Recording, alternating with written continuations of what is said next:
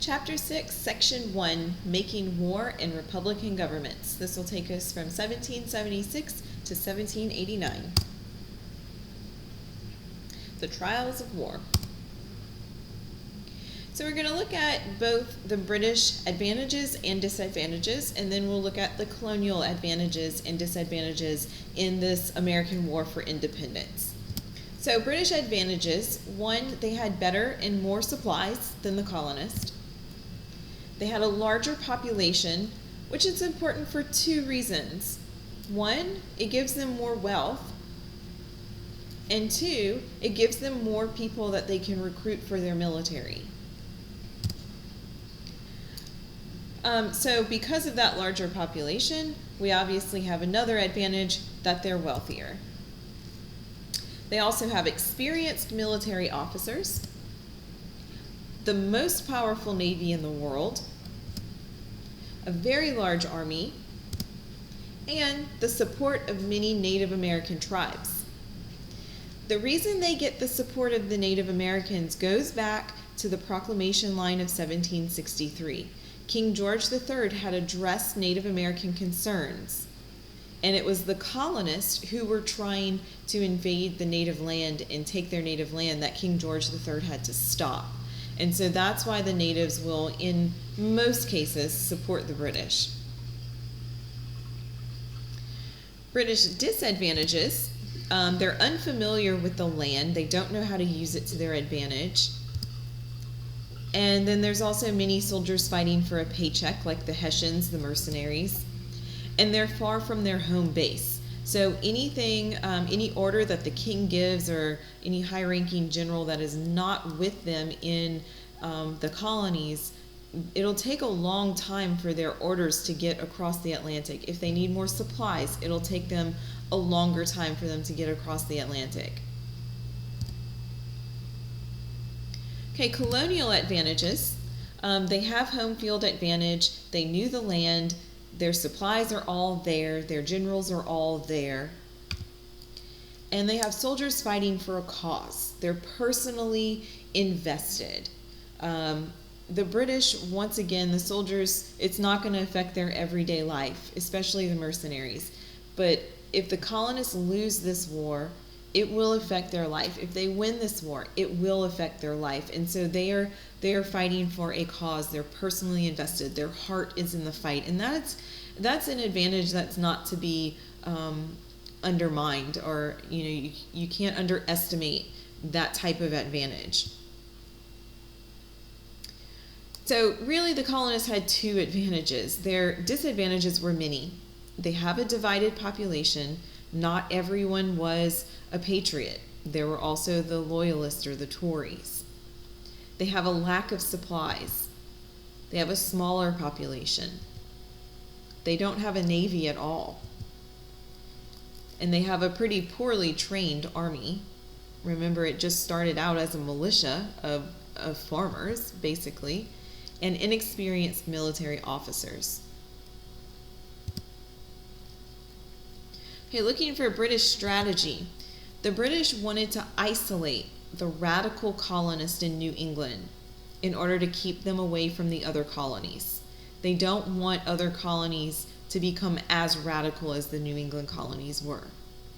And there was a lot of loyalist support in the South. So they don't want those patriot ideas to spread to the southern colonies. So their strategy is to keep that confined to New England, so they don't have to worry about fighting the South that much.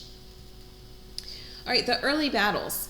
So the British advantages were really showing in the beginning. It was obvious that the British had the overall advantage in this war. There were many losses for the colonists. Eventually, the Continental Army was pushed out of New Jersey, west of the Delaware River, and into Pennsylvania. And in one of the major battles, the Battle of Long Island, we got an American hero. Now, the battle was a loss for the Americans. But a man named Nathan Hale was captured during this battle for spying on the British.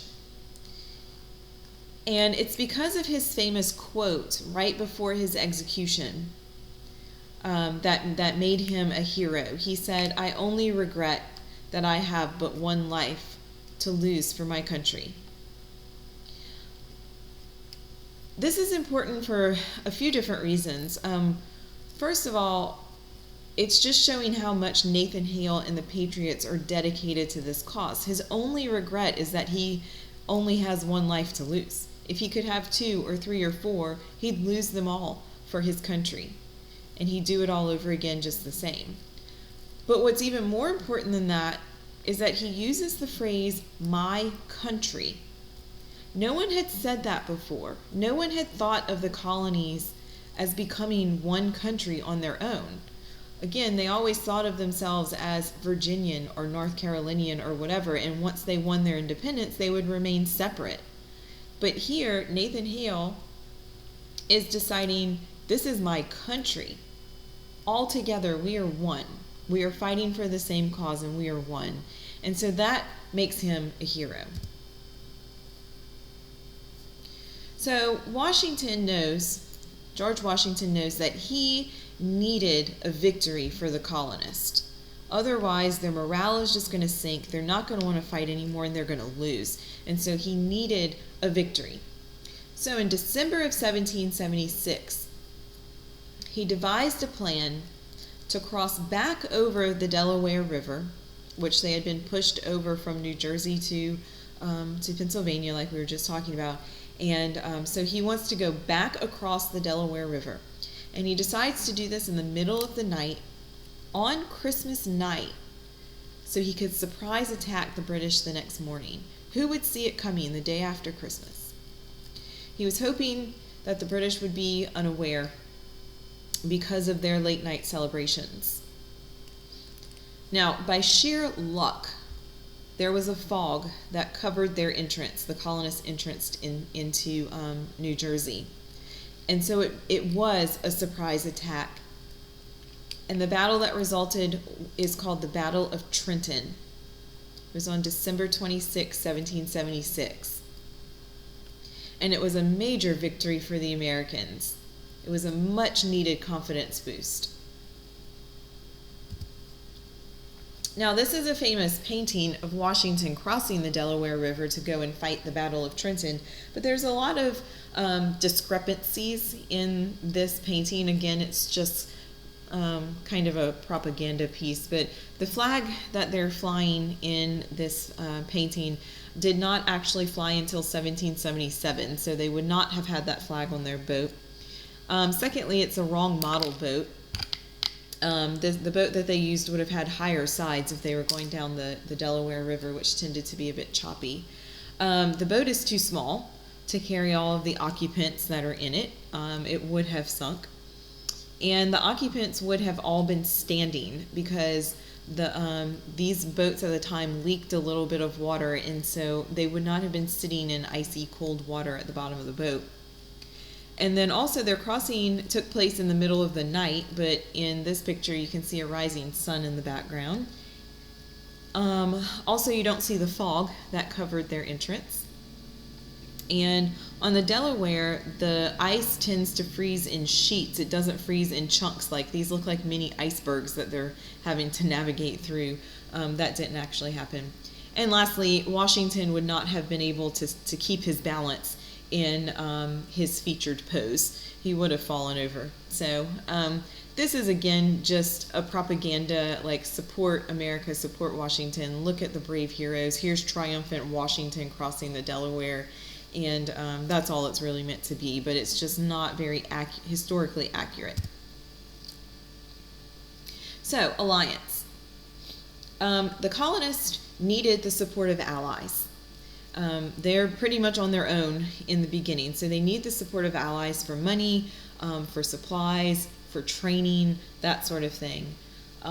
So Ben Franklin was sent to France in order to get aid for the colonists. Now, the French and British have a long history of not liking each other, so it was likely that the French would support the Americans in this war. However, the French would not ally with the colonists until the colonists proved they could defeat the British. Basically, France doesn't want to get involved in a losing battle. They don't want to send all this supply and all this money if the colonists are just ultimately going to lose. So they need the colonists to prove themselves that they can win against the British before the French will send them their support. So that's where the Battle of Saratoga comes in. This was in the fall of 1777, and it's a turning point for the war. In October of 1777, the British forces were forced to surrender in Saratoga. The colonists had won a huge battle in Saratoga. And it was a big morale boost for the Americans, but more importantly, it proved to the French that the colonists could win the war. And so French signed an alliance with the colonists, and they declared war on England. The alliance is called the Franco-American Alliance. And in return for this help that France was giving the Americans, France was promised land in Canada if the Americans won the war. Well, Spain at the same time was allied with France, and so they were promised, if they would also help out the Americans, they were promised to get back the Strait of Gibraltar. The Strait of Gibraltar is just this small waterway between Africa and Spain. And if you controlled this waterway, you controlled the entrance into the Mediterranean. And that's important because of trade and all kinds of stuff at the time. You can make a lot of money if you control it. And so it had been controlled by Spain for a long time, but the British had been able to gain control over it before the American Revolution. So if Spain promises its help, which it does to the Americans, then the Americans will promise to get Spain the Strait of Gibraltar back in their treaty negotiations at the end of the war. All right, the colonial home front. When we say home front, we're referring to what's happening to those not fighting in the war. So basically, what's happening to civilians, what's happening back at home, not on the battlefields. Well, on the colonial home front, life was pretty difficult. First of all, the economy was stifled by the war. The fighting was on their land, and so trade had been blocked, manufacturing was limited, so it really took a toll on the colonial economy. Goods were pretty scarce, so prices skyrocketed, which means consumers would not be happy. People were forced out of their homes to avoid battles. And there was a lot of violent conflict between the Patriots and the Loyalists. So not only are we violently fighting Britain, we're also violently fighting the Loyalists. Colonial finances were pretty bad as well. War is expensive. It has to be funded somehow. The Continental Congress did not have the authority to tax the colonists. So where are they going to get money to fight the war? Well, individual colonial assemblies did have the power to tax, so they could have collected money and then sent it to the Continental Congress. But those individual colonial assemblies were afraid to tax, because that's really why we're fighting this war against Britain. So they're a little shy about having to tax their citizens. So what ended up happening was individual colonies borrowed money from wealthy families. And the Continental Congress borrowed money from the French and the Dutch. Now, both the colonies and the Congress printed currency, but that currency was not backed by the gold standard. And so people didn't believe that it actually had value, and a lot of places refused to accept it at face value. So it contributed to severe inflation where their bills were worth very little. Women's contribution to the war effort. Of course, they're playing a very vital role as they have in the whole history of this revolution and all the boycotts and things like that. For example, they increased the production of homespun cloth, mainly for the soldiers. Remember that most of the colonies had imported their finished products from Britain. Well, now we're at war with Britain, so we can't buy things from them.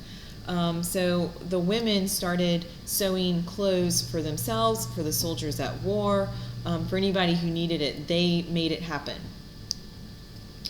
Besides that, they did the men's farm work while they were away fighting, either in the fields or by supervising slaves if they had a plantation. Some even disguised themselves as men and fought in the army. Very few women did this, but it did occur. Molly Pitcher is an example of that. And once they found out she was a woman, George Washington actually named her a non-commissioned officer for her work in battle. Besides that, women traveled with the army to provide support, like medical support or food. And all of their contributions made women feel more important, and it led to them to expect more rights in the new government that would be formed after the war is over.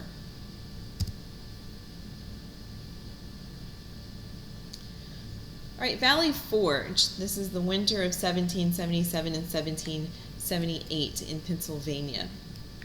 So, like I said before, there was little money available for the colonial troops. The soldiers were trying to survive in really harsh conditions in this really bitter winter in Pennsylvania with little to no supplies. And so thousands of colonial soldiers died in Valley Forge. And this was just a camp. This wasn't even a battle. They were dying in their own camps. So Washington started to use some of his own money to help the troops as they waited for French reinforcements and supplies to arrive.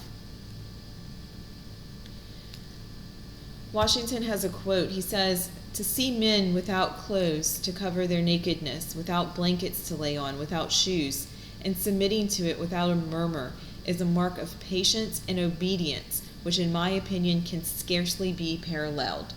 What Washington is saying is these men are not complaining. They have nothing. They're surviving this cold winter with no supplies, no shoes, no blankets. They're sharing what they have. They're making do with what they have. No one is complaining. So in order to keep up the spirits of the troops, especially during their time at Valley Forge, Thomas Paine wrote another pamphlet called The Crisis. And he said, "These are the times that try men's souls. The summer soldier and the sunshine patriot will, in this crisis, shrink from the service of his country. But he that stands now deserves the love and thanks of man and women." Thomas Paine is referring to the summer soldier or the sunshine patriot as like the fair-weathered fans. They're only going to be there to help you and to serve when times are good. But he's saying those that are serving now, those that are at Valley Forge, they're dying, but they're not complaining, they're not retreating, they're continuing to serve. Those are the people who deserve the thanks of their fellow countrymen. Now, eventually, reinforcements did arrive from Europe in 1778 with Baron Friedrich von Steuben. He was actually a Prussian military officer that Benjamin Franklin had met in France. And he came over, and he was hired to help train the colonial troops and drill them. And so he worked a lot at Valley Forge to help train the militia. Then in 1779, France finally sent reinforcements with the Marquis de Lafayette. He was a French military officer, and he also helped train and command the troops. The army is still small at this point. The Continental Army is still small, but now because of the help of Europeans like the Prussians and the French, it's becoming more disciplined and organized, and they might actually stand a chance at beating the British.